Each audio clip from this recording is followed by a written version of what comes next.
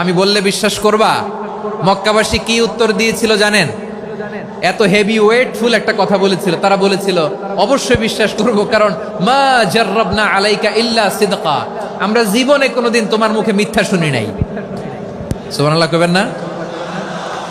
ও মিয়া, যে এলাকায় আপনি জন্মগ্রহণ করলেন, আপনার শৈশব, কৈশোর, আপনার তারুণ্য, আপনার যৌবন যেখানে কাটালেন, ওই এলাকার লোকেরা যদি এক বাক্যে বলে তুমি যা বলবা তাই বিশ্বাস করব, কারণ তোমারে তো মিথ্যা কইতে শুনি নাই।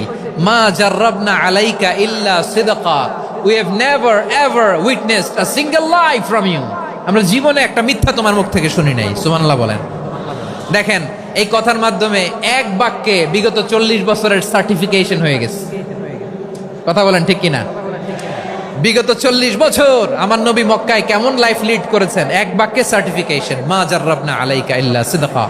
তখন বিশ্বনবী বললেন ফা ইন্নী নাযীরুল লাকুম বাইনা ইয়াদাই আযাবিন শাদীদ, যদি আমার কথা বিশ্বাস করো তাহলে জেনে রাখো, যদি মূর্তি পূজা আর এই শিরকি কর্মকাণ্ড ছেড়ে না দিয়ে এক আল্লাহর পথে ফিরে না আসো, কঠিন আযাব তোমাদের জন্য অপেক্ষা করছে। আওয়াজ করে পড়েন আল্লাহু আকবার।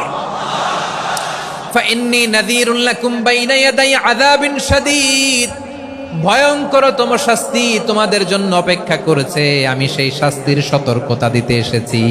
তাহলে বিশ্বনবীর আরেকটা বৈশিষ্ট্য, তিনি সতর্কতাকারী। সুবহানাল্লাহ, তিনি সতর্ককারী। উম্মাহকে রিমাইন্ডার দিতে এসেছেন, ওয়ার্নিং দিতে এসেছেন। আবার জাহান্নামীরা যখন জাহান্নামে যাবে, ফেরেশতারা ডেকে বলবে ও কপাল পোড়া জাহান্নামীরা, জাহান্নামে কেন ঢুকলা? দুনিয়ার বুকে কি তোমাদেরকে সতর্ক করার জন্য কেউ আসে নাই? কুল্লামা উলকিয়া ফিহা ফাউজুন সাআলাহুম খাযানাতুহা আলাম ইয়াতিকুম নাযীর। সুবহানাল্লাহ পড়েন। আলাম ইয়াতিকুম নাযীর, কোন সতর্ককারী আসে নাই? বিশ্বনবী নাযীর হয়ে, সতর্ককারী হয়ে পৃথিবীতে আসলেন। তিনি জাহান্নামের ব্যাপারে উম্মাকে সতর্ক করেছেন।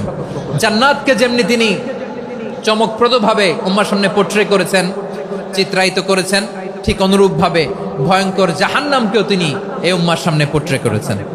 জাহান্নামকে কিভাবে বিশ্বনবী উম্মার সামনে পোট্রে করলেন, চিত্রায়িত করলেন, শুনতে মনে চায়? সিলেটবাসী শুনতে মনে চায়?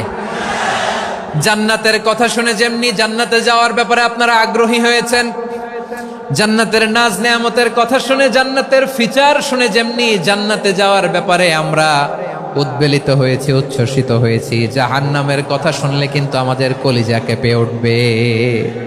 কিভাবে বিশ্বনবী পোট্রে করলেন? বিশ্বনবী বলেন নারুকুম হাযিহিল্লাতী ইউকিদু ইবনু আদম জুজউন মিন ৭০